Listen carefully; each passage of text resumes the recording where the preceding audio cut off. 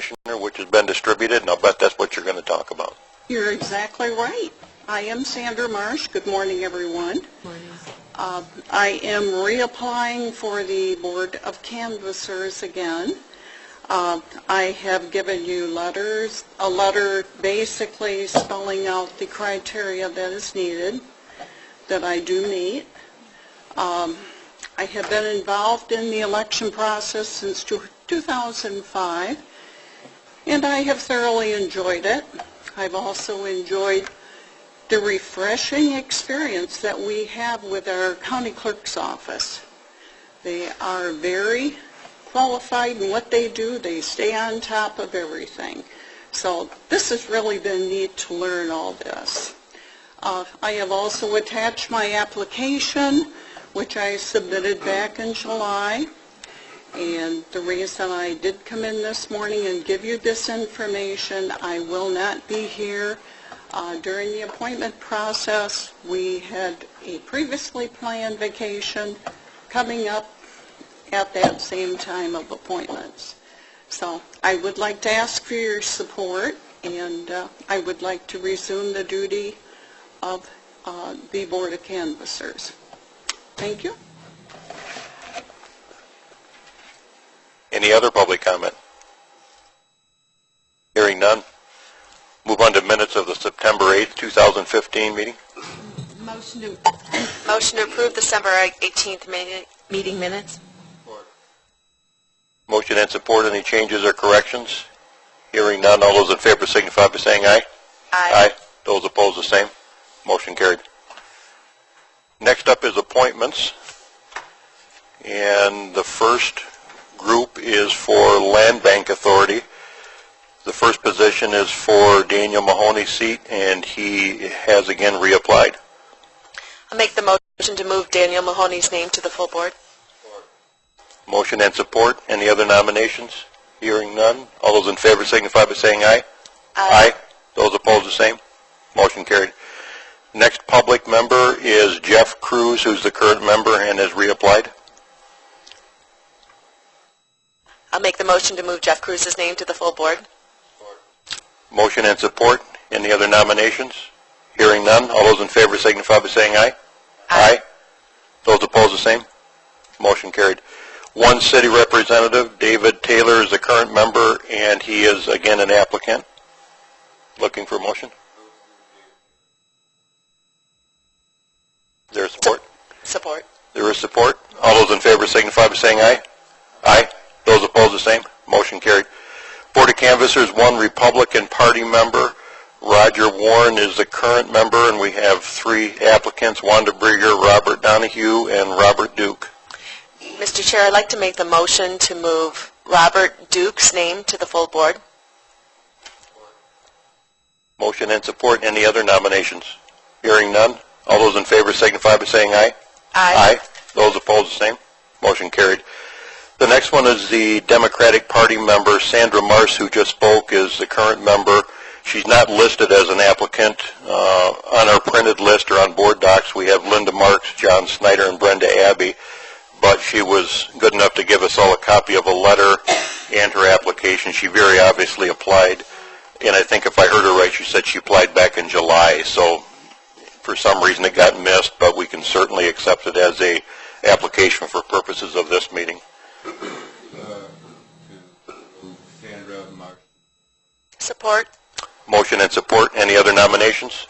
Hearing none. All those in favor signify by saying aye. Aye. Those opposed, the same. Motion carried. And that concludes our appointments.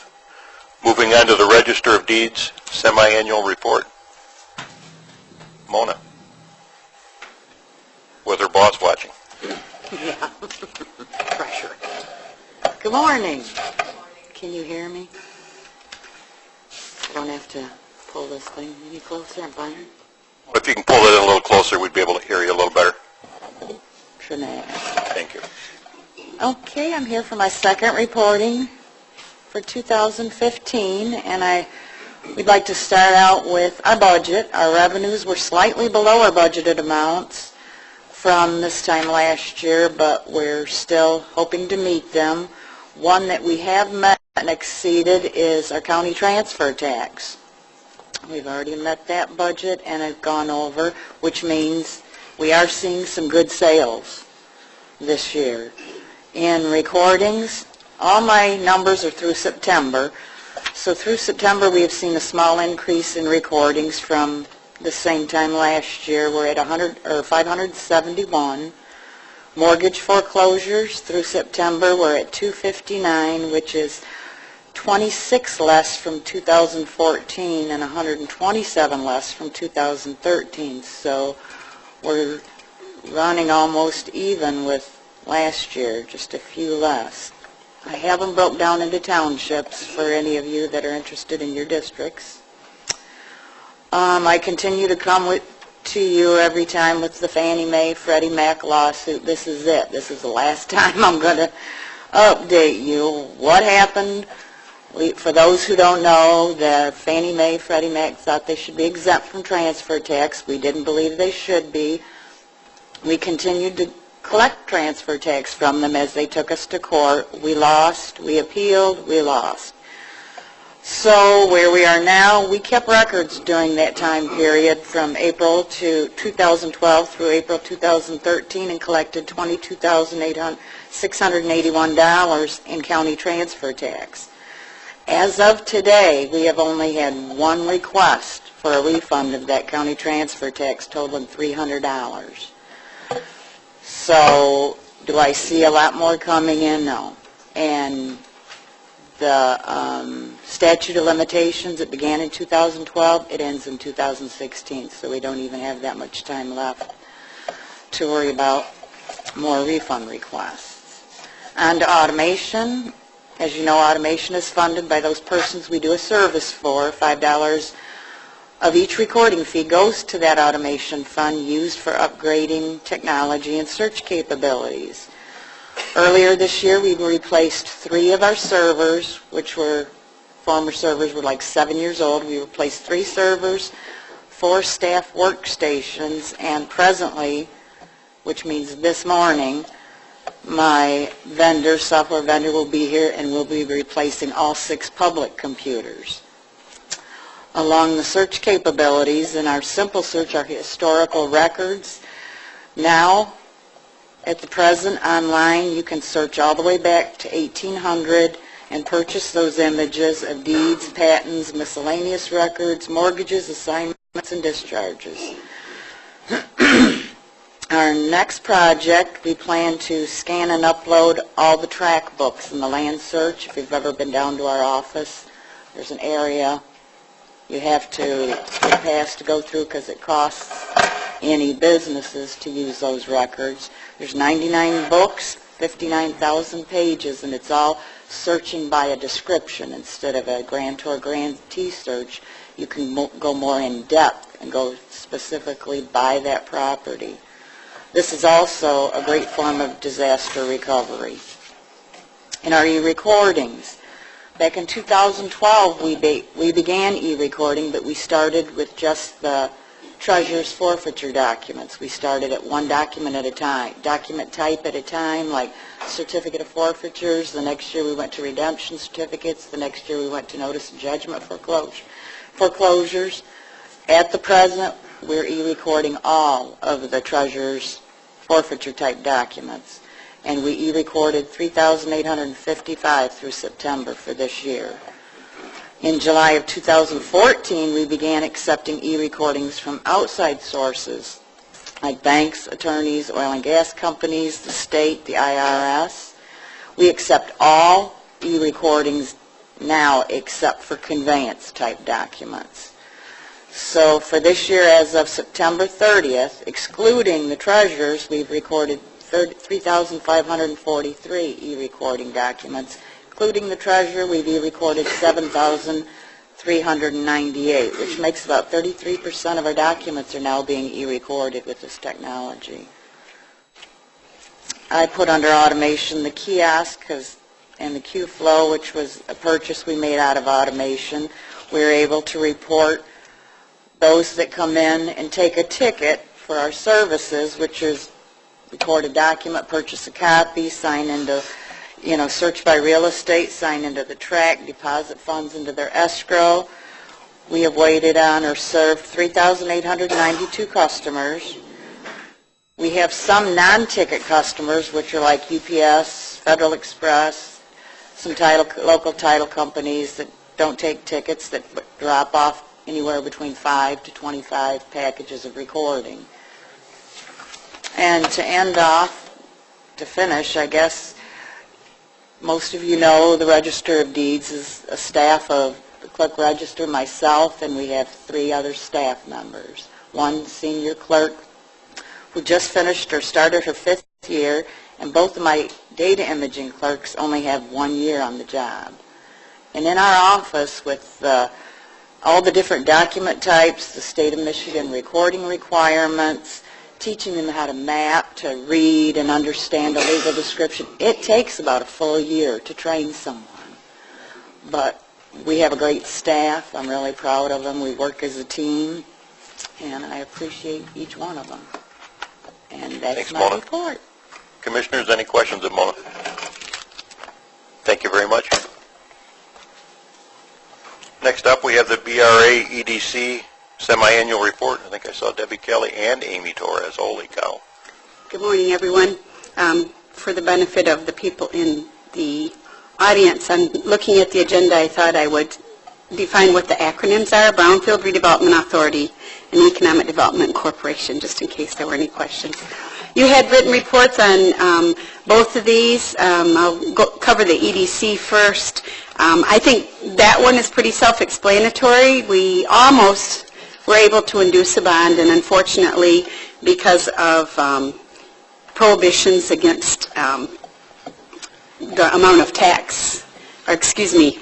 the amount of bond issue available, it went on to the Wisconsin Public Finance Authority. But it would have been our first inducement since I've been there, and I've been there almost 8 years, so I was a little disappointed we didn't get to go through that process.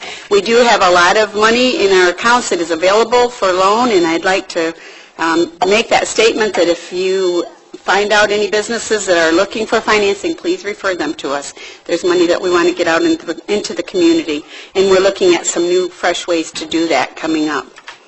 As far as the Brownfield Redevelopment Authority, the county did receive a $400,000 EPA grant, and we have been very, very, very busy with projects, so I'm very happy that we were able to receive that grant. That was one of 7 in the state and one of 43 nationally. And it allows us to assist applicants with environmental assessment and cleanup planning, due care plans, and baseline environmental assessments, which are required in oftentimes in a transaction and protects the liability of the applicant. You can see on the report that we have quite a few projects going on. A new applicant, Crown Industrial Services, which bought the assets of Midbrook Products and Michigan Industrial Washers, and they are attempting to purchase that building, and so we're working with them. Also, we have begun to collect tax increment per the brownfield plans that the County Commission has approved over the years, and we received $8,200 from 2 townships recently, both in Summit and Leone, PT&T and Leone, and the condominium project, Clavons, and the Healing Farewell Center in Summit. So that tax increment is directed toward us, and then we redistribute it per the brownfield plans that are approved, oftentimes paying back the Brownfield Redevelopment Authority and or the developer's eligible environmental costs. Also, is related to the grant that I mentioned, we did receive the cooperative agreement, which does allow use of those funds, which were technically available October 1st. So now that we've received that agreement, we have a requirement to draw down funding within 21 days, which kind of initiates that 3-year grant process. And we already have expenses that are attributed to that, so we'll be doing that. Other than that, I guess I would just say if you have any questions, I'd be happy to answer them. Appreciate the hard work, Amy. Commissioners, any questions of Amy? None? Okay, thank you. Next up, we have South Central Michigan Works and James Cotu.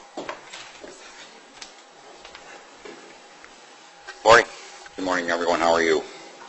I sent a PowerPoint in. I'd like to hook this up for you real quick.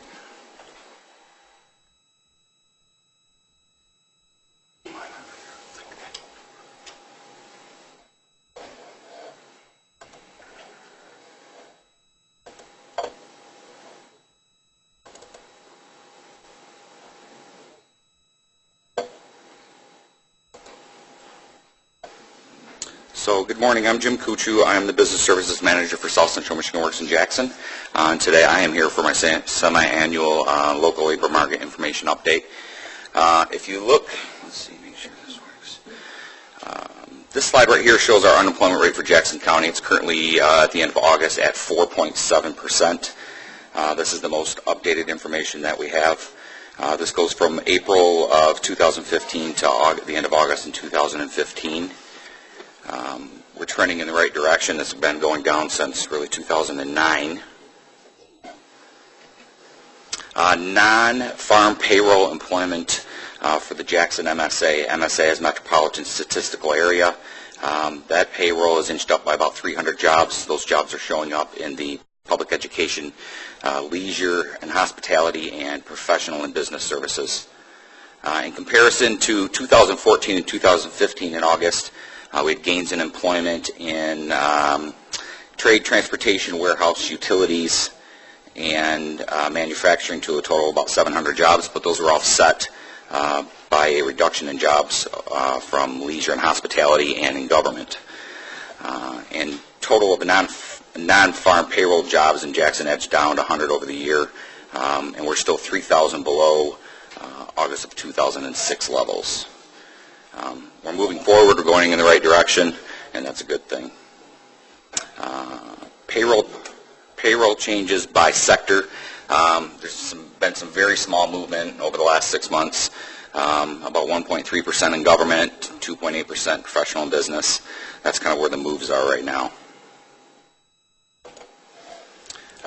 Payroll employment by sector. These are where people in Jackson County are actually working. If you look, you'll see that trade, transportation, and utilities has about 13,000 people in it. Education and health, almost just short of 10 grand. And manufacturing is 9,800. So metrics for South Central Michigan Works for July 1st to August 31st. These numbers are relatively low considering that our year starts July 1st, so they will trend upward. But currently we work with employers, and we've been working with 33 over the past 2 months. We've served just under 3,700 people that have came into our service center. Those are unduplicated services, and for a total visits of 8,464 visits, and a total unduplicated employer served of 29. That means, yes. Go ahead. I'm sorry, you could have finished your thought. I'm sorry. So on the 33 jobs filled with employer assistance, are those new in businesses that you're working with, or are there existing ones that have kind of carried over? It could be, the way our metrics go is July 1st everything is reset. So right. If I go out to a local company and I service them by posting some positions, they fill those positions, they report back to us. Right. It's at that time. So it could be a new position that was created, it could be an open position that was filled. So it's a combination of unfilled positions, whether they're new or somebody was let go and they hired somebody new for that position. Correct. So that's where you're seeing for that position. But in regard to the businesses that you're working with, I guess in general, are you seeing new businesses that are coming to you for new services, or these are existing businesses you've been working with? A combination of both. Okay. Our job is really to reach out over a 3-county area. In Jackson, we are seeing a lot of healthcare, a lot of utilities, manufacturing are consistently looking for individuals, and I work hand in hand with economic development to help retain the businesses here and help when new businesses come in to our county to help them hire and retain individuals. So we consistently reach out to new businesses every single day of the year. Okay. Thank you for the information. Yep. So the employment, or so for our metrics, they start over on July 1st. If you look back at the last presentation we gave, that number for employers served will be over 1,600. So do we have any questions? Other than Julie's? Yes. How will your reporting change when you start giving us the information for Region 9 versus South Central? That hasn't been determined yet. I can show you Jackson County's information. We cover Hillsdale, Lenawee, and Jackson County, so I can always pull Jackson County. If you would like a regional view, I'll be more than happy to include that in the slide. I want to make this information a little more user-friendly for you guys, so it really hits what's going on in Jackson County. If you want to know what's in Region 9, I can definitely include that in the slide. It looks like we're going to be the fiduciary for our region, and we're pretty much spearheading everything. It's something that we strive to do every single day to be the best out of all of our counties.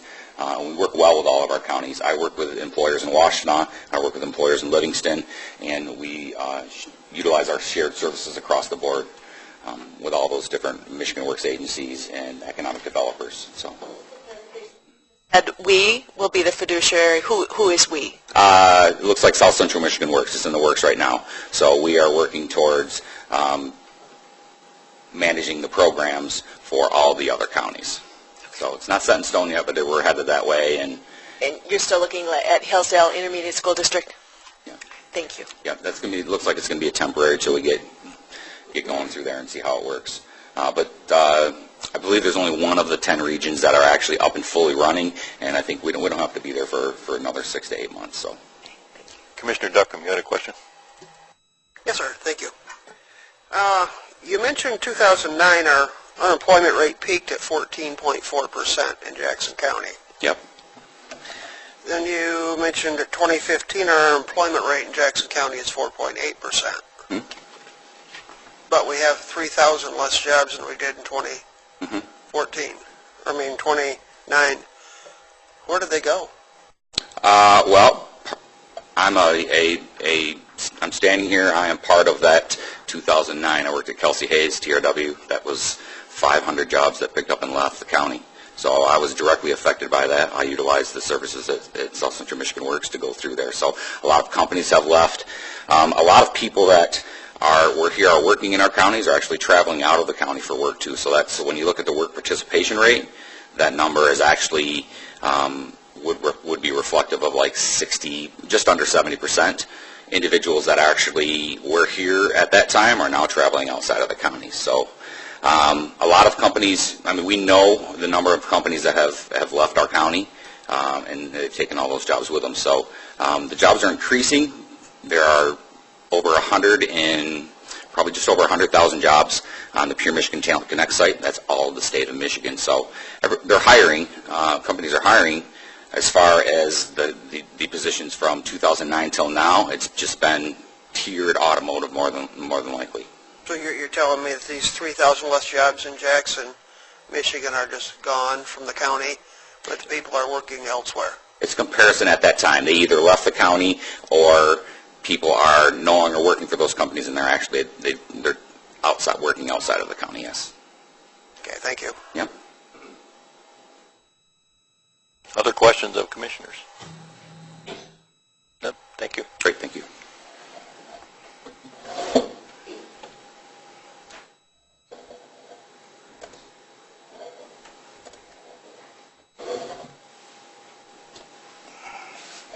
Conservation District Annual Report.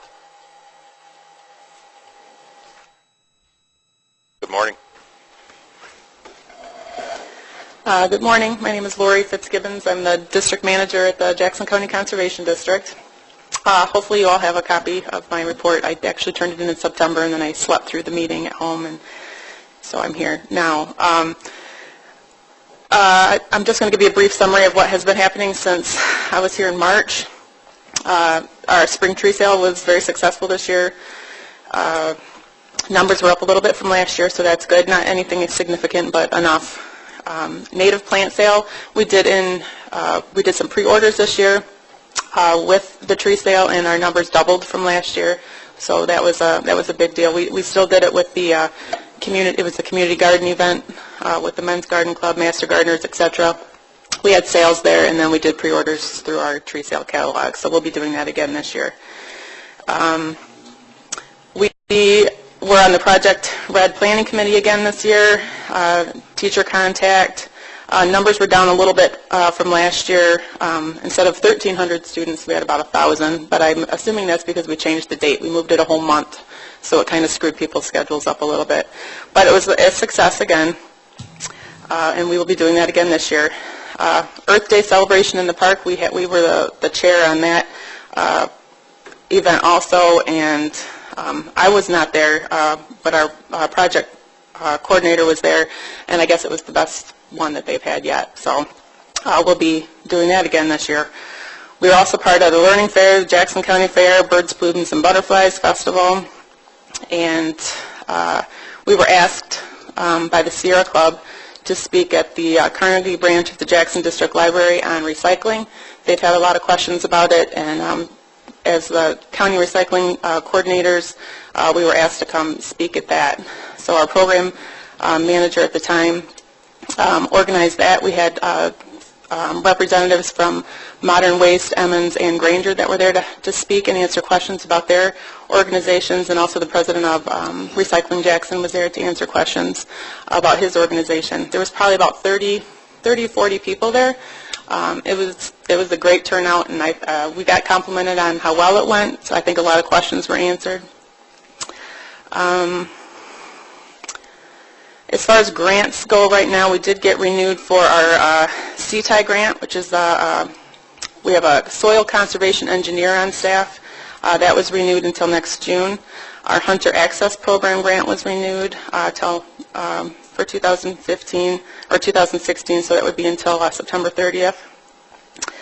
The Upper Grand River Bacteria Reduction Project ended in June, so that grant is gone now, and we have a MyCore grant still that goes until June of 2016. So we have some lost one, not lost it, but it's just over. It's run its course. We have applied for an invasive species grant with 5 other counties, Branch, Hillsdale, Washtenaw, Lenawee, and St. Joe counties, as well as the Stewardship Network, Legacy Land Conservancy, and there's a couple other people that are in on the grant with us, and we're basically trying to form a cooperative invasive species management area within those 5 counties, or 6 counties. And there was a lot of public education for the first year, and then we pinpoint areas, we map areas of invasive species in our area, and then the last part of the grant would actually be prioritizing which one of those are the biggest deal, and forming strike teams to take care of those invasive species problems in those areas. We did submit a proposal, and we're asked to submit the full grant, and that's due at the end of October. So hopefully good things will come from that. It would actually fund a part-time position at our conservation district. So our part-time person now might be able to go full-time. And we've also we are in the process of applying for another tire grant. We did not get it in 2015. 2014, we collected over 12,000 passenger tires from Jackson County residents. So we're applying again in 2016. That grant is also due at the end of this month. And basically since we've already received one, if there's people who have not received that grant yet, they're going to be higher on the list than us since we've already received that grant. But we are hoping that we get it again. We have had several townships that have approached us saying that they would be willing to host collections in their area. And we are also applying for Jackson Community Foundation grants to start milk carton recycling in some of our local schools in conjunction with the recycling coordinator position. So that's some of the grant stuff going on. As far as the recycling coordinator, educator for Jackson County, we have a new person on staff that's taking care of that. Her name is Alita Daniels.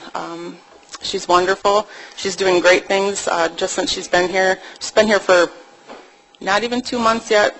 She's made tons of new contacts with the schools.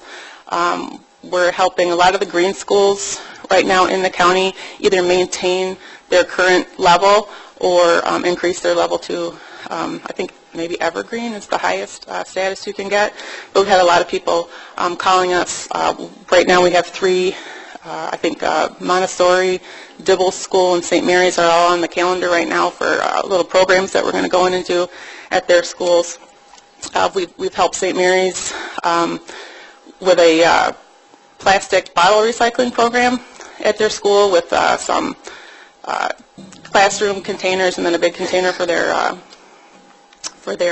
cafeteria. So we're doing good things in the schools.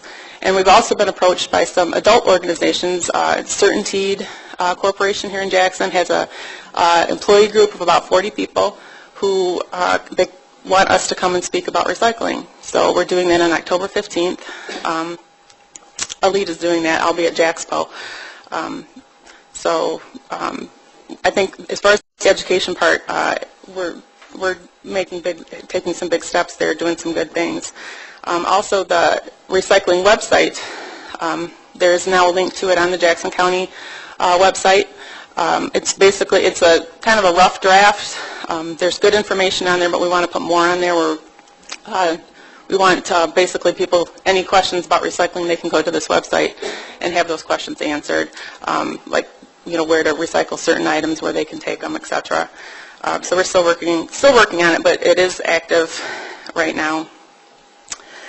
And we're also still doing our monthly newsletters and promoting certain recycling activities in the area. Let's see. The budget for 2016 is done. All my reports are turned in. So all that stuff, thank God, is done. We helped with the Great River Cleanup in September. There was over 120 volunteers, cleaned 12 miles of the Grand River. I was a team leader for that. We did the Youth Jamboree at Lake Hudson in September. We did an invasive species game for the children and some education for the adults as well. Jackson County Farm Fest was September 19th. We were not able to, we helped initially with the planning of that and then kind of had to back down because it was also the same day that we scheduled the household hazardous waste collection, which was a huge success. We took the household hazardous waste over from the health department last year. They helped us out a lot, what we did last year, what we would change, and I think it turned out great. We had it over at the fairgrounds. We had over 200 cars come through. We collected over 23,000 pounds of household hazardous waste, 4,000 gallons of latex paint, e-waste, about 300 passenger tires. Except for the rain in the morning, it was a great day. Very successful. A lot of compliments, a lot of thank yous for doing it. So, we did our Adopt a Stream collection on September 26th, the Bug ID night, to identify what bugs we found was actually on October 1st. Fall tree sale this year, we only had 4 people order trees. I keep threatening to cancel, but then what would those 4 people do, right? So I'll keep doing it for the people who still want their trees in the fall. And basically, the upcoming, I'm already planning for the annual dinner in January, JAXPO on October 15th, and I've already ordered trees and starting the whole process for the 2016 tree sale. So I think that's about it if anybody has any questions. Thanks, Lori. Julie. At the Household Hazardous Waste Collection Day, what kind of items, did you receive many items in the prescription drugs? Actually, I did. I had 2 huge totes full of prescription drugs, and I actually had to go through and kind of weed some out because even though it said prescription drugs, people were bringing back everything, vitamins and Tums and stuff like that. So I had to go through and weed all that. If I would have given them all that stuff, I would have probably had 3 or 4 big totes full of stuff. And then I just took that and dropped it off at the Jackson County Sheriff after the event. Thank you. Chairman Jotwa. Just a comment, Laura, you do a great job. Thank you. We have to put up with your chairman, I know, but otherwise... All right. But otherwise, yeah, you do a great job. I put a challenge out to commissioners to seriously consider putting January 26th on your calendars for next year. They have a great program and a great attendance, and it's a real good program, and I would hope you would join us in attendance. Thank you. Thanks, Blair. Next up, we have front of the court. Sarah. Morning. morning, Sarah Hoditz, friend of the court. Starting out with our goals and objectives, our support reviews, our goal of having all completed within 60 days. I would like to say that this goal is accomplished. We are finding, though, that for cases where parties are unable to or unwilling to provide us with the information, that we're not able to complete those reviews in 60 days. So in a perfect setting where we send the paperwork out, the parties return the paperwork, we're able to get the review completed within 60 days. If we have somebody that has difficulty getting the information from their employer or is unwilling to provide us with the information, and we have to seek the information ourselves and contact the employer ourselves, we are finding that that is a delay. But the reviews are getting completed within 90 days in those cases. So it was an unanticipated consequence in trying to have an ambitious goal of 60 days where we have to rely on third parties, employers, things like that. So that goal we do consider accomplished. Parenting time complaints, all within 5 business days. We are reaching that goal. And appointments, we are offering appointments to clients within 2 business days. So those 2 goals are also accomplished. And I just provided some data for you to show the number of appointments over the course of the last 8 months, as well as parenting time complaints and support reviews completed. Where we sit on this with our totals, with parenting time complaints, we've already reached the amount of parenting time complaints that we completed in the entire calendar year last year. So our volume is up on our parenting time complaints. We haven't really looked at the data yet to figure out why, whether or not it's more people are realizing that we're getting to them timely so there's more complaints, or if it's something in the atmosphere where more parents are getting denied parenting time. It could be either one of those things. Support reviews, we have completed 4 less support reviews at this time than we did this time last year. So when we had 4 staff that were doing support reviews, we had 4 more accomplished at this point last year. But our timeliness is significantly better. We were several months behind in our support reviews this time last year. So our volume is down a bit, which is allowing us to still accomplish the same volume, but we're way more timely on them. So I'm happy to report that. Following up on our bench warrant amnesty program, we did have a Baker intern come in, and they ran their program from June through July where they did outreach to people with warrants. Most of them were out of state or out of transportable regions. So someone lives in the UP and has a warrant. It would not be cost effective for us to drive all the way up to the UP to get them and arrest them and bring them back. So we tried to offer an amnesty program for them. We collected just under $7,000 on 12 cases, which is roughly $577 per case, which is not as great as what I would have liked. However, we have several other programs now that are available that make the amnesty program not as necessary. So our state arrears discharge protocol allows us to just eliminate warrants and eliminate state arrears. So that was something that was tied into this project. It may not have been a case that qualified for bench warrant amnesty because we could eliminate all the arrears on their case. Additionally, for cases that were out of state, we can look at intergovernmental enforcement. So sending our case over to Texas and asking them to set it up and enforce for us. So those were options. And quite a lot of them just had bad addresses, so we had to deal with some locate issues in trying to locate our warrants that were out of state. So that was how that project flushed out. I also wanted to highlight the bench warrant department a bit, and I did ask that our bench warrant staff come. So Darren Shackelford and Joseph Haas are here. They're my 2 warrant officers, and relatively new to the department. It's a department of 2, and we have 1 casual warrant officer. So they've been here for just over a year now and have really re-energized this program. So I provided the information for you just to show this time last year we had only completed 25 arrests for our warrant department from this team, or the people that used to work in this team. We're up to 135 arrests at this point, so a significant improvement. We've eliminated over $125,000 in arrears and collected over $355,000 just solely from this team. So pretty impressed with these individuals. They've worked really hard and wanted to showcase that. Just to also give you a comparison, we just completed the September stats, and statewide we've the other agencies, so the sheriff departments, the Michigan State Police, those types of individuals that are outside of our county have completed 422 arrests for us. So we have these guys that have done 135, but statewide we have another 422. So it's been incredibly successful. So we're really happy and proud of that team. We are going to continue working to grow that team as far as what we can accomplish. The state is working towards a more regionalized approach, so having perhaps like the Muskegon County front of the court, their warrant officers come down to Jackson and help us arrest some of their individuals, and then that would allow us to go over to Muskegon County and work with them to do arrests over there so that we don't have to, we can expand our options. So we're excited at those opportunities.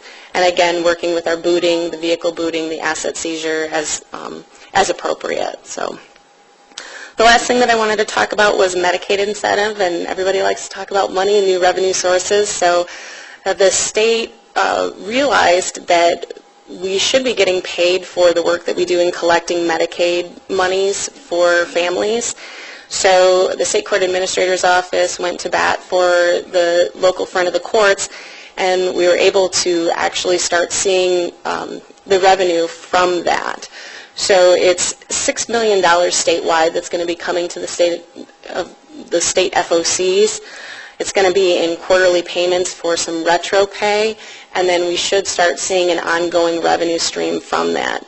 The amount is unsure at this point because it's very, very new, but I wanted to let you all know about it ahead of time or as it's coming because it's pretty exciting news. We like to see new revenue streams that come in. So, any questions? Thanks, Eric. Commissioners, any questions? None? Thank you. Wonderful. Thanks. Next up, the Drain Commissioner, Jeff Snyder. Good morning. You've had for at least a month the annual report of the Drain Commissioner. I wondered if there's any questions. If not of the report of the office or my activities. I will be brief then. Thank you. Very good. Thanks, Jeff. 58-page report. I think there was plenty of information there. Next up, the airport MDOT sponsor contract for runway 725. Kent Maurer. Morning.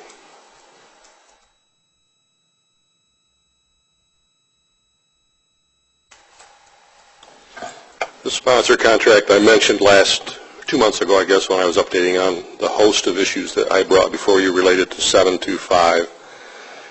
And it really is an internal refunding of money spent by MDOT to pre-purchase wetland credits. In the process of doing this runway, we were required to mitigate wetlands, and I think back in 2008 or 9, maybe 7, the MDOT pre-purchased wetland credits from the Parma Wetland Bank. And so this grant is really an internal replenishing of those funds, a total of $624,750, and then a very favorable local match of $15,619, and the state actually is paying $109,331.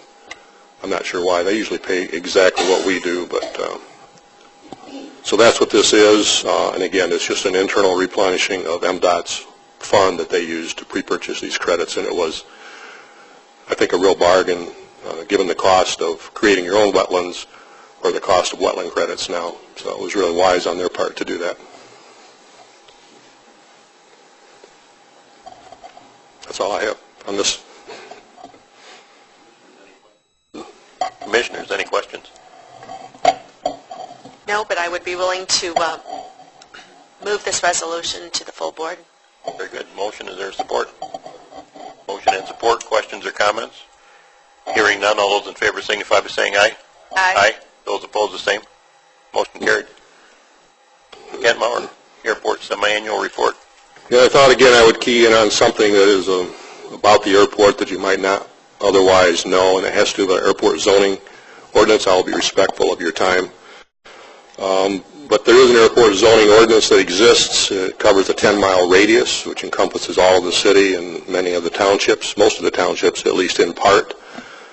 The subtitle here is Protecting Our Airspace. My original subtitle was 10 Things About Airport Zoning That You Were Perfectly Content Not Knowing, but I decided to opt for the broader issue there. This is a lateral vision. If you picture the large box encompasses 10 miles, and if you picture an aircraft coming in and having to have clear and unobstructed approaches, then in Zone D they have to be 1,500 feet clear, flat, and then it slopes on a 21-to-1 level down in Zone C, which is the second one from the right. And then in Zone B, again, it's flat. And then Zone A is those approaches as they come into the runway system. So that's one way to visualize this airport zoning system. So the authority comes out of Act 23 of 1950. We've had one here in this county since 1955. Obviously, I believe it likely was a city ordinance until 1976, and then adjustments were made when the airport transferred to the county. It governs the heights of structures within a 10-mile radius of the airport, but it also controls lighting that might interfere with pilots' vision. An example of that is we had a number of discussions with the billboard company that put the billboard up near Lowe's, and as you'll notice, that billboard faces west, so that potentially that's the new approach right over that billboard. And we jokingly thought if it faced the other way, you could announce specials at the airport restaurants so the pilots could see those as they were on final. And it also controls radio frequencies. You just can't start broadcasting a radio frequency without zoning permission. And then types of land use near your approaches. You can't have a school underneath your primary approach according to our zoning ordinance. There's a 5-person airport zoning board. 3 are appointed by this body, 1 by the Aeronautics Commission, and 1 by the airport board, and they really do have authority to manage the airport zoning ordinance in its entirety. And I serve as the zoning administrator for that joint airport zoning board. And then there's a 5-person airport zoning board of appeals that's appointed by the joint airport zoning board, and they conduct hearings on any requested zoning variances. And if the person doesn't like that decision, they can appeal to circuit court. And again, the airport manager staffs this board, and I'll show you here in a moment. Some of these names will be familiar to you. The Joint Zoning Board is comprised of Jack Cook, Tom Davis, John Warden, Tom Schaffner, and Lynn Smith from the Aeronautics Commission. And then the Board of Appeals is Michael Brunk, Robert Smith, George Race, and David Flynn. And we do have an open position. Jim Bogie was unable to fulfill his term because of some health issues. So if you have a candidate in mind, please let me know, and we will get that name into the system. So there are other components within zoning. The FAA does what's called an airspace review for Federal Aviation Regulation Part 77 surfaces. Then the State of Michigan Aeronautics has management of the Michigan Tall Structures Act. That's anything over 200 feet. And then there are Michigan Airport Approach Plans, and then our local airport zoning ordinance. As with anything, there are multiple layers to this process.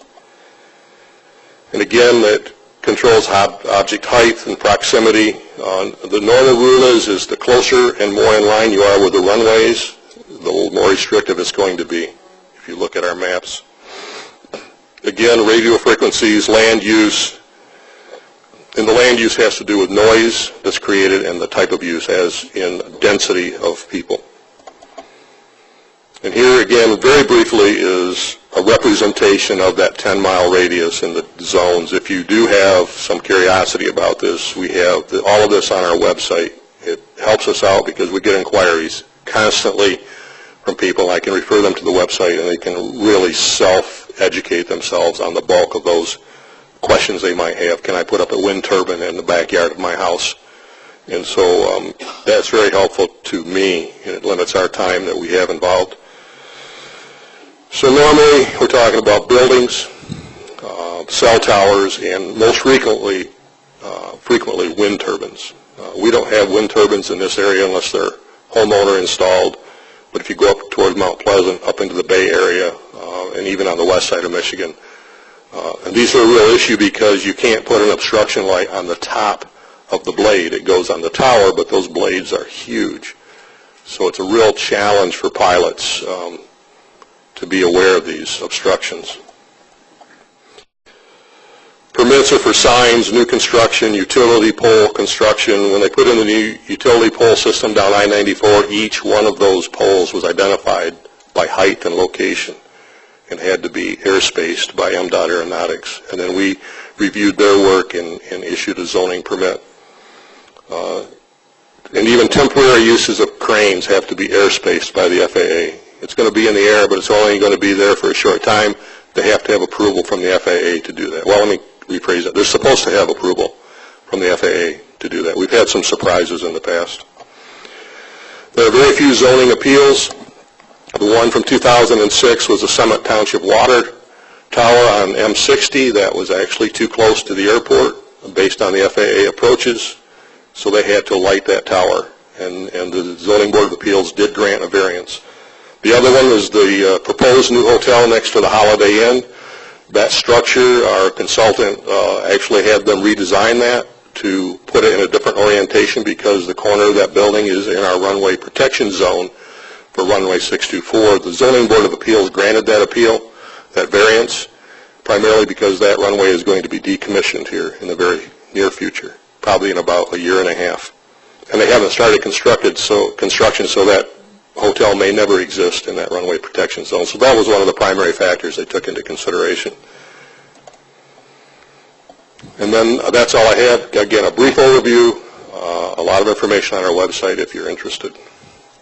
Ken, just one question for me. Local government, is the onus on them then when they have a project, if they're in that radius, to come to the zoning board for the airport? And is that a first step or partway through their process? Depends on the structure. Blackman Township's been excellent to work with. They really are aware of this. The other townships, quite frankly, sometimes it gets missed, but if it's a very tall structure, we will be notified through MDOT Aeronautics because if it's a cell tower over 200 feet, these companies know they have to go through MDOT Aeronautics. So we normally get our notifications through MDOT Aeronautics. There's an issue now with the existing cell tower at Cooper and I-94. It looks like there might have been a field modification to that tower that raised it 3 or 4 feet. The problem is it was already too tall. So we haven't worked through this issue, but it might be something that the Zoning Board of Appeals is asked to look at. And that is going to be very close to our main approach of the new runway. So normally we get notified by the township, Blackman Township, most of these are, and there are limits of notification. In Zone A, every structure is supposed to be notified. We try to take a practical approach. If somebody calls me and says, I'm putting up a sign at such and such, how tall is it? 16 feet. How tall is the utility pole next to it? He said it's 40 feet. Well, that's probably going to be approved because there's no way, even though that needs a review, that's ever going to be an obstruction, or the worst obstruction, if you will. Hopefully that problem at Cooper Street didn't happen when they took the shed down. I'd like to see it move. Really? Ken, would you please restate the 10-mile zoning radius rules in regard to school buildings? I heard you did Well, if you were, let's say you were wanted to put a school at Maynard and Boardman underneath the approach to our new runway, the zoning ordinance would not permit that because it's a high-density use. If you wanted to put up a strip mall, perhaps that type of use would be permitted. Our zoning ordinance hasn't really caught up with land use. Our zoning ordinance is written around noise. They would say it would be too noisy to have that school there, too noisy to have that theater there. And the state of Michigan actually has approach plans that have to do with safety. So really it's kind of a dual thing. But we would not permit a school to be built in the primary approach. But quite frankly, if you're not in the runway protection zone, you could probably put that school almost anywhere you wanted in that 10 miles as long as it wasn't too tall. Okay, because we obviously have several schools within that 10-mile radius, and I'm sitting here counting them and wondering, okay. But you'd think in line with the runway and close to the runway is where it would be problematic. Okay. So at Maynard and Herbert J. or M60 and I-94. Those are our approaches. So it's not going to be a problem, won't be a problem, because that type of use outside of the runway protection area, Zone A, is not going to be an issue for us. Okay. Because, I mean, I'm thinking of Western Career Snow. That's very close, but it's just not on the same. Right. It's not in line with the runway, and it's not too tall, so it's likely to be approved. Yeah. Other commissioners? Hearing none. Right. Thanks, Ken. Thank you very much. Okay. Commissioners, I got a big forgiveness. The Drain Commissioners report is a statutory requirement for the board to approve, so we need a motion to send that on to the full board. Motion and support. All those in favor signify by saying aye. Aye. Those opposed, the same. Motion carried. Thanks. Thank you, Ken. Thank you. Under Sheriff Cool, in-car camera equipment and DVRs. Good morning, Commissioners, Mr. Administrator. I have an item before you. I am requesting approval to move forward with the purchasing and replacement of the L3 Mobile Vision in-car DVRs, or the digital video recorders, in our patrol cars. This is new equipment to supplement or replace the current equipment that's in there. This was a budgeted capital improvement project. The current DVRs in the cars are end of life. L3 will not be repairing those anymore. They will not be maintaining them. So we need to move forward with the next version here. Some of the things that will be replaced are the actual DVRs themselves, the wireless microphones and docks, the vehicle antennas, and of course technical support comes with that. We have applied for a RAP grant through MMRMA, the Risk Avoidance Program grant, to offset the cost of this project. Some of the things that are going to be maintained or reused that are currently in the car would be the actual camera itself, the crash sensors, and a couple other miscellaneous items to reduce the cost. Those things are still usable, they're still functional, and they're still on par with the new system we're going to replace. Obviously, there's a multitude of data out there that shows that having video evidence either reduces citizen complaints, obviously provides a number of defenses to erroneous civil lawsuits, and of course in this day and age, frequently if it's not on video, people believe that it did not happen. So having documented video evidence of an incident or a situation which law enforcement is in is proved to be very powerful in deferring not only the complaints, but kind of diffusing situations that could follow this. Obviously, one of the other items that are very useful for us for the in-car cameras is the documentation of crime that we come into contact with, confessions, admissions by suspects, drunk driving, all those things that we come into contact with in our daily activities that provide for a very powerful weapon to prosecute law offenders, lawbreakers. And obviously that's one of the biggest components of safe communities, is to prosecute these lawbreakers. So the total program cost, or total project cost I should say, is going to be $63,805 and a nickel. We have a grant request in for $21,266.22. We do expect to expend the budgeted capital improvement project funds $42,538.78. We have the CIP budget for $40,000. The current quote went a little bit over because of some of the things that we needed that we didn't initially anticipate when this project was put in a couple years ago. Really the backbone of the in-car system is the server itself, where the files are stored and then retrieved and archived over to evidence should we need them in court, and that system is fully functional, has lots of space left, and is in good working order. I have spoke to the Director of IT Services about this project and answered all of his questions and concerns. And then, of course, L3 is a sole source vendor. They do have a State of Michigan contract, but because these are L3, a proprietary system, and we're using some of their other equipment, there are no other bids within this project. Chris, I've only got a couple of questions. When I read through it, it looks like it integrates the cameras now into the Tough Book. Is that what it does essentially? That's correct. We're going to get rid of some of the stuff in the car. The separate display for the camera will now be routed through the Tough Book. We have one of these in use right now in about a year or so, and it's proved to be very useful.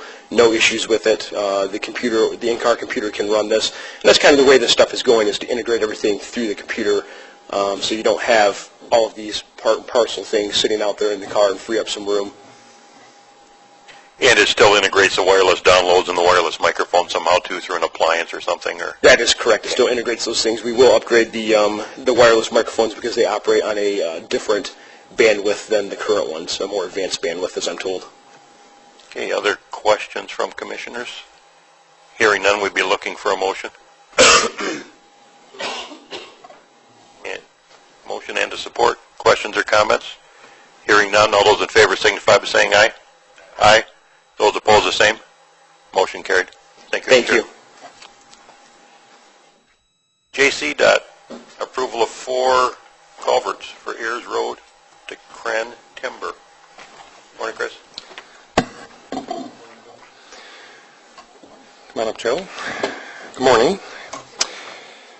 We're happy to have this in front of you. Joe, I'll just have you introduce it and say a few words about the long road that it's taken to get to this point. Finally got our DEQ permit, and we're moving forward. Go ahead.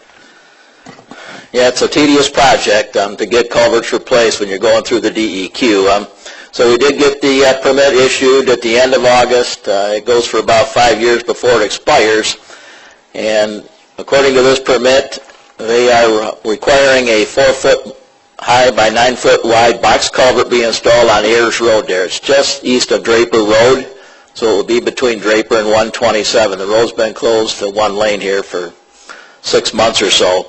So we did get some quotes. We got 3 of them, and Cren Bridge came in at their low quote at just under $47,000. That's for a timber culvert there, and we have installed these before. He's been delivering them. We've done Van Horn Road, Wheeler Road, Devereux Road, just for examples, and also even Jefferson Road. We put in a 4-foot by 8-foot timber culvert there last year, if you remember. So we were just looking up for approval to purchase the timber culvert. It takes 10 to 12 weeks to fabricate, and then we'll have to come back and we'll have to get a price from a contractor to put that in. So that's what we're looking for today. We are already beginning that process of getting quotes for installation. Our hope is to actually, if the weather is mild, get that in as soon as possible yet this year, if weather allows, and we can get expedited delivery of the materials. Commissioners, any questions? Chairman Chatwell. Why does the DEQ want such a large culvert, Joe? I mean, that's a county drain, and it's not that wide through there with the drain. Well, they took their measurements at the bottom of the stream, and they go by the bank width of the stream.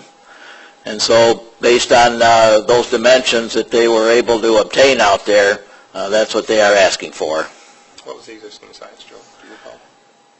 The existing culvert was 36-inch.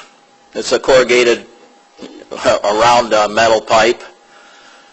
So that's what's out there now, and of course it's all collapsed there on the north side of the road. Over the years, DEQ has performed a lot of computer modeling, and we're finding this problem in both counties, Calhoun and Jackson, whereby we have modestly sized culverts that are now failing after 50 years of service, and the requested replacement sizes are quite a bit larger and substantially more expensive. So this one's going from 36-inch circular to 4-foot high by 9-foot wide? That's right. You'll be able to canoe it, Dave. That's been declared a river then? It's not a drain anymore? Well, it's a tributary to the Grand River. Very close to the Grand River. There is a location map in the permit on page 6, which is attached to your agenda item. I'm very familiar with it because when I first became a commissioner, we were involved with beavers out there. And they had, if you remember, Joe, they backed that whole river system up and flooded that north side of Ayers Road. Yeah, those rascals are good at doing things like that. Yeah. I'd like to add, too, that DEQ in recent years has been on a big initiative to improve fish habitat with all of our tributary streams and rivers, and so the bottomless culvert, so to speak, has been a big push. So a lot of times when you install these boxes, you have to bury the bed. What do we have to do on this one, 12 to 18 inches? It's 1 foot. Yes, 1 foot you recess it 1 foot into the stream bottom. So from the fish experience, it's just one contiguous stream. Of course, we still have old culverts that don't allow for that, but in the old days, the thinking was clear those culverts out and have no sediment in them to maximize capacity, but that whole line of thinking has changed over the last 2 decades. Okay, Commissioners, we'd be looking for a motion for approval. I would be willing to move the quote for this item. Is there support? Motion and support. Questions or comments? Hearing none. All those in favor signify by saying aye. Aye. Those opposed, the same. Motion carried. Thanks, gentlemen. Slag bid.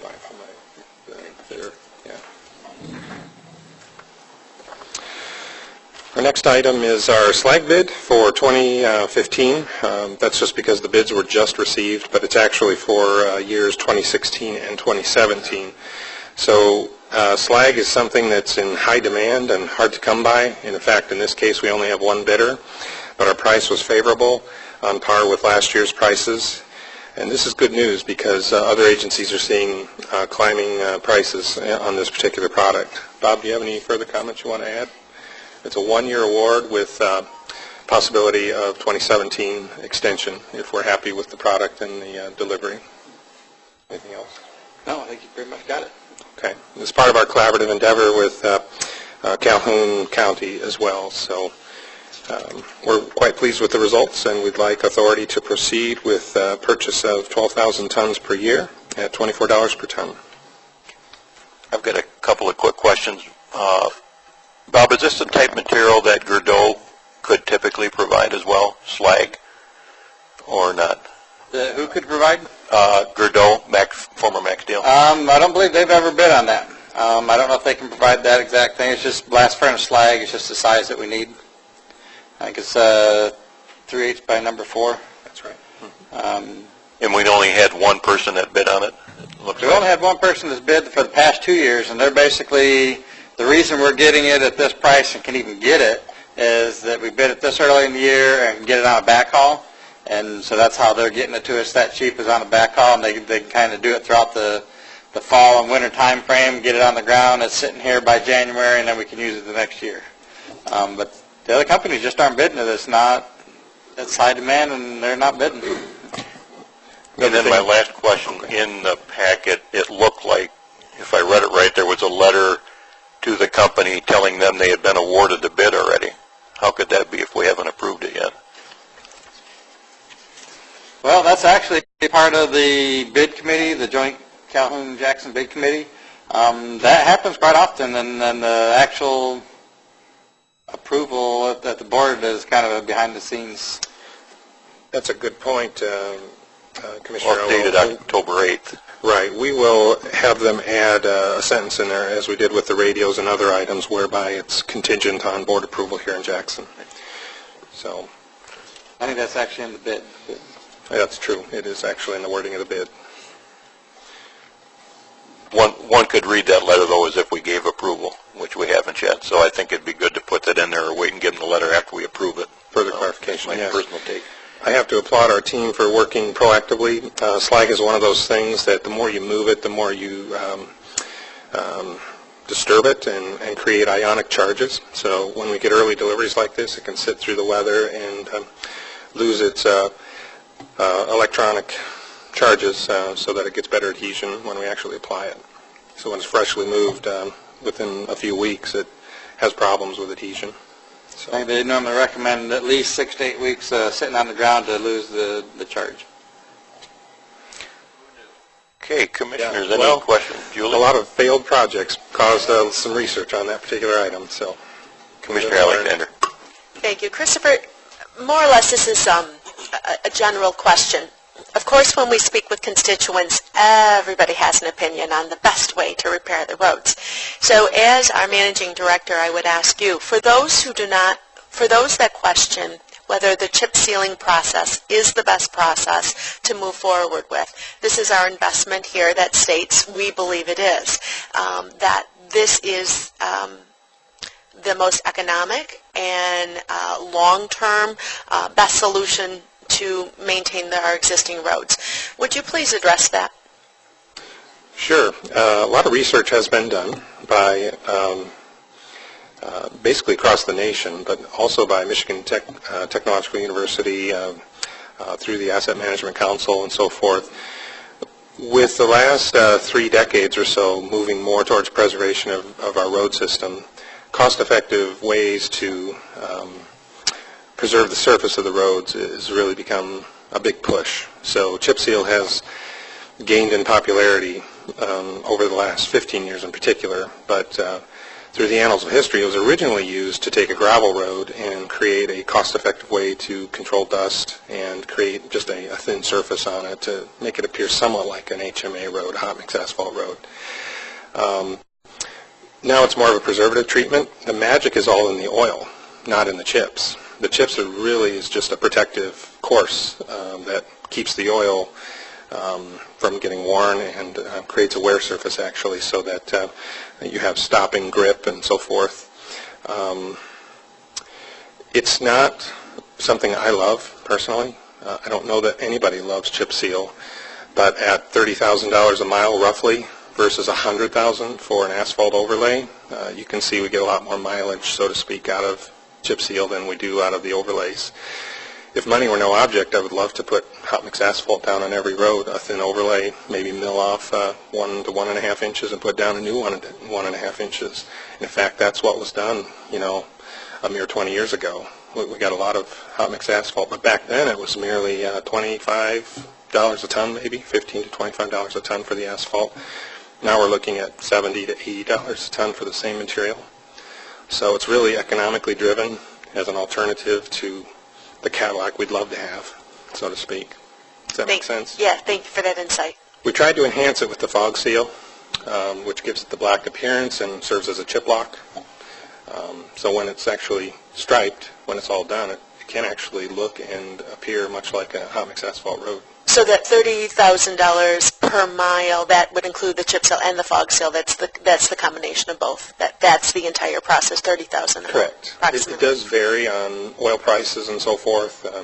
We see sometimes, if things go real well, you can get under $30,000 a mile, but $30,000 to $35,000. I think we use $35,000 for planning purposes right now because it can come in anywhere from 28 to 33-ish there. Yeah. We always do a look back at our costing and find ways to be more effective and efficient. But sometimes we use natural stone. That's the alternative to the slag. Natural stone can be cheaper on the bidding, but we find that slag adheres so well, serves as a great wear surface, and frankly it's a sustainable way to use a byproduct from power production and so forth. So. I think 2 years ago we used natural. We probably wound up with at least 100 complaints from residents on stone chips on the windshields and stuff. This past year with slag, I think we got 2. Correct. And so it's a drastic difference of how it bounces, how it stays down. It's a softer material that would crush when it hits the windshield instead of putting a chip in it. So it has other benefits too. But one more comment. Chip seal is not our preferred method for subdivisions. I know we use it, but it's sort of a proxy for not being able to do the hot mix asphalt solution.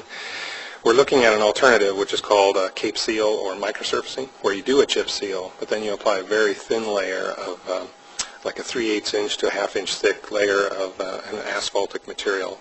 It's not technically hot mix asphalt, but it takes a chip seal product and seals it off so that you can actually ride your bike, walk your dog, and enjoy your neighborhood.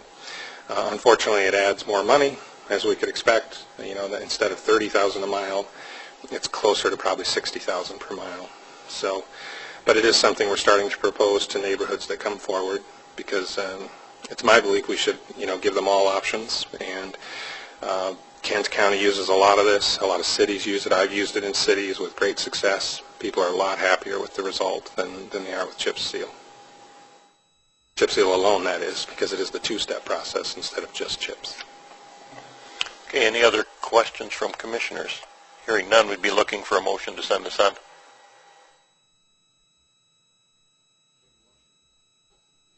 Don't everybody jump at once. How about a support? Okay, motion and support. Questions, comments? Hearing none, all those in favor signify by saying aye. Aye. Opposed, the same. Motion carried. JC monthly report.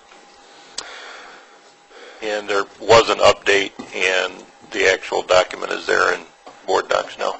There is. It's in board docs.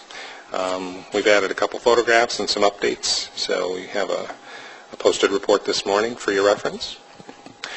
Basically just 20 items. I'll hit some highlights, and I'll have Bob and Joe assist me. The Ayers Road box culvert we've already covered, and thank you for your blessing to move that forward. It's something we're anxious to get done. Bob, do you want to hit on the next few here? Okay. The gravel processing at the Baling Road pit is complete. That was a bid that we had done prior and got the approval for. They put up 20,000 cubic yards of gravel so that when we need to do some of our projects, we've got material to use. And that's a tremendous cost savings to us because we own the property. That's at a fraction of the cost of what it would cost in the marketplace, I believe, correct? A couple bucks a yard versus $5 to $3 a yard, yep. Yep. The next thing is the Gibbs Road shoulders are now complete. We did some wedging and stuff on that, which made the surface of the pavement higher than the normal shoulder, so we had to go back in and put shoulders on that so there wasn't a significant edge drop. That's complete now. Gordon Road, we had closed on the 30th for a culvert, and it's reopened. In one day? Yes. We try to do all of our culverts that unless something surprises us when we get into replacing it. We can normally get a normal crossroad or a drive culvert done in well within a day. Number 5 is somewhat controversial because we're out restoring shoulders. Over time, sod can build up on the edges of the roads and impede drainage. So we're looking ahead to next year's projects, and we've basically started our deberming rather than waiting in a mad rush in May and June before chip sealing work. So kudos to the team for scheduling this work now. You may get calls. It can be disturbing. We have got some complaints that we have responded to where sprinklers get disturbed and so forth. But really we encourage folks to keep their sprinklers back 5 to 6 feet away from the road edge if possible. Technically it's just a casualty of war, so to speak, unfortunately. I don't know if you want to hit those projects, Bob, at all. Really, we're just kind of hitting some of the things that we're planning next year to do the wedge for the chip seal for the following year. So basically, it's out 3 years. We're trying to do the shoulder work and the canopy work and stuff this year for something that's going to get the wedge put on next year and then the chip seal the following year. And these are all just kind of the roads that we're hitting right now. So it kind of lets you know what some of the roads are going to be in the future also. But Springport, King are a couple of the big ones. We'll be moving over to town in Sibley and Springport Township when we get done with those. Interviews and staffing we've been working hard on to replace 4 full-time and also add 9 seasonal employees for the winter season to help with plowing operations. And we've also interviewed for two full-time mechanics positions. That's one of our hardest to recruit for. So, actually, the mechanic interviews will be this Wednesday. We got all the full-time driver positions interviewed. We're getting ready to make offers to the people. We had probably 60 applications for this, so it's good. We had a lot of things to choose from.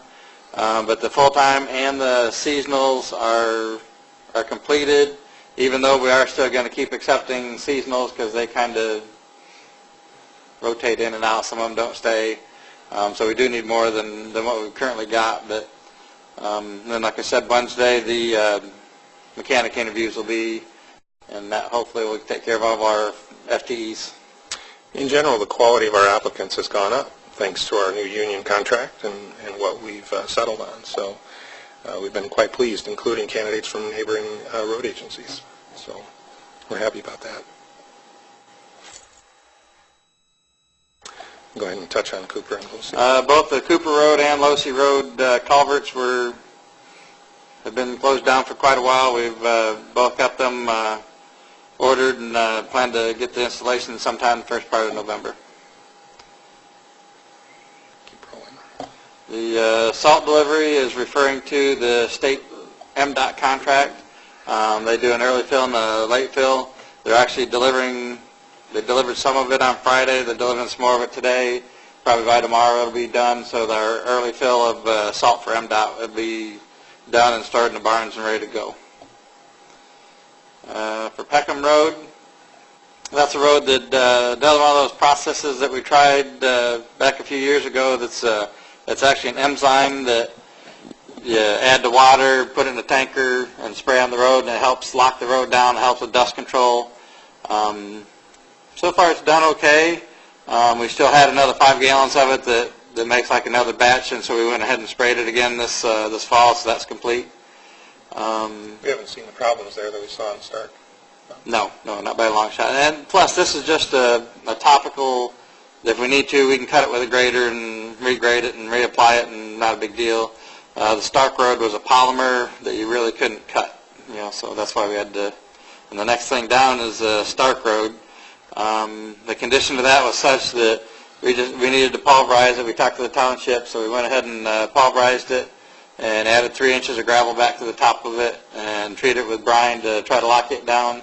And we'll maintain that as a gravel road until such time as we can come up with a plan to put a cap on it. As I said before, the base is now adequate to add asphalt should the township decide to make it a hard surface. So no further base work would be needed other than minor grading. Yeah. How long of a stretch was that was done? 1 mile. 1 mile, exactly, yeah.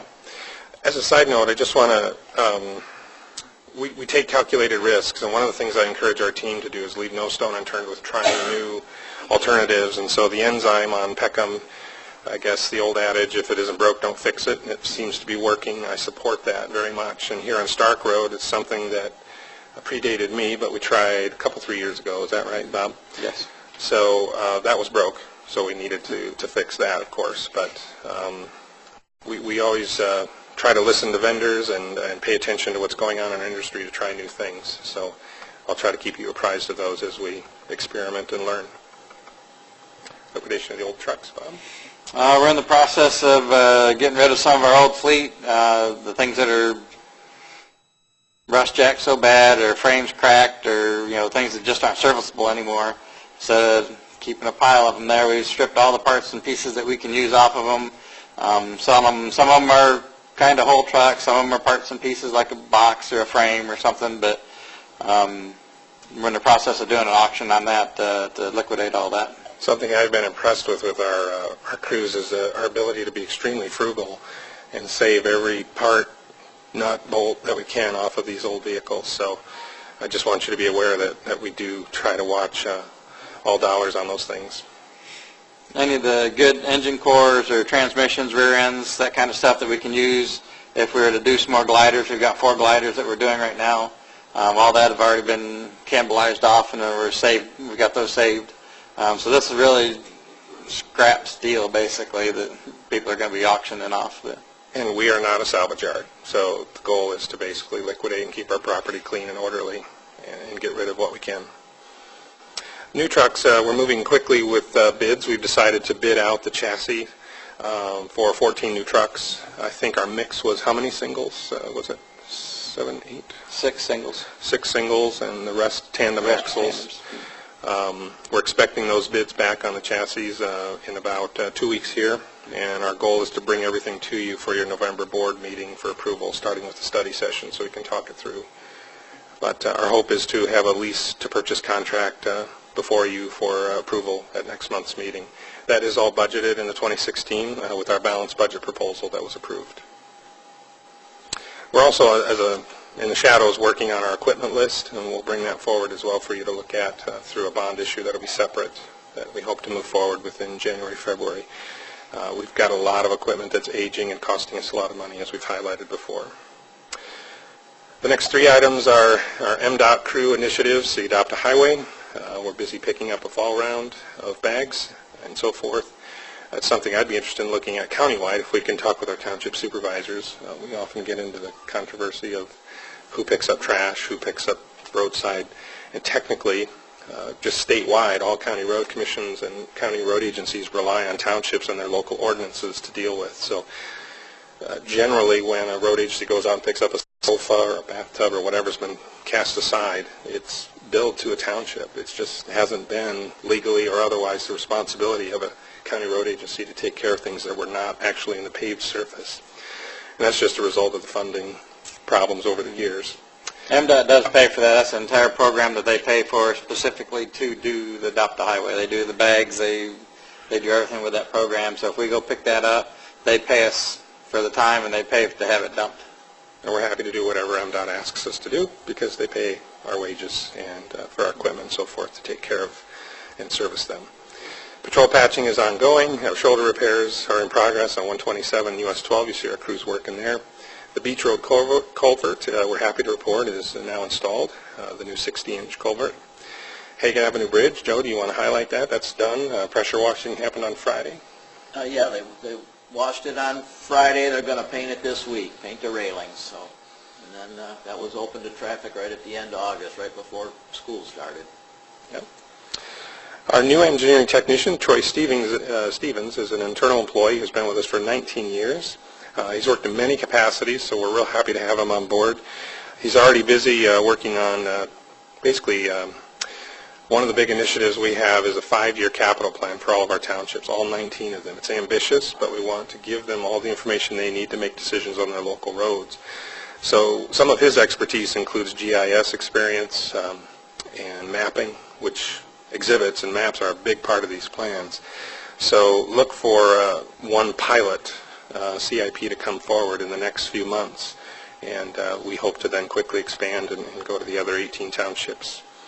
So, and that is a partnership that's happening with Calhoun. We did hire a new project engineer in Calhoun who has some expertise with these things, so he's begun a partnership there. He's also in Calhoun quite a bit here, helping them finishing out some projects. They're going gangbusters, paving still, literally, today and on through the next 3 weeks, so he'll be very busy. I just want to highlight that the Hanover guardrail is something we're looking at doing internally. A lot of analysis and study has been done. We looked at all options, and long story short, in talking with our county highway foreman, Greg Ives, we're basically going to in-house relocate those posts back as far as we can without having to disturb and fill those slopes. Ideally, we would have expanded the shoulder area a bit more than it was before, but DEQ basically gave us a big resounding no on any impacts to those wetlands, even if we mitigated. So the existing post holes are still there shown, so we're going to look at least that far, if not even another foot or so beyond, and we may have to use longer posts, 8-foot posts, instead of just the 6-foot. But this is a photograph showing a road in Kalamazoo County that this is a mere 4.5 feet back from the fog line. So you can see you have adequate biking, walking buffer zone for breakdowns and errant vehicle recovery. Much improved situation once this project's done, and our goal is to try to get it done before winter weather. One other benefit, and I have photos of this exact site in the wintertime, where we have adequate snow storage. Just short term, maybe in the first 12 hours after a storm before we can clean it out, but when guardrails are too close, there's just nowhere for the snow to go. Lastly, we have Fifth Street, and I'm going to turn it over to Joe to describe what's been happening there. Sad to report that construction is planned for early 2016. We've been tracking this closely and working as hard as we can to get this awarded and expedited for construction this year. But Joe, if you'd like to highlight what's been happening there with the railroad and so forth. Well, of course, that's the main issue here is getting the contractor the proper railroad insurance or to the limits that they are requiring, so the project can get awarded. So until the insurance is accepted and approved, then the contract can't be awarded. Well, the limits are $10 million, and very few contractors carry that kind of liability. So MDOT called me a week or so ago, their contracts department, and said, well, we're going to try to see if the prime contractor can't piggyback on Amtrak's insurance. And so that's what we're trying to do right now, and they were saying that even if it goes smoothly, it could be 30 days before all of those documents are in, reviewed, and the fees are paid, and of course they have to be paid up front by the contractor.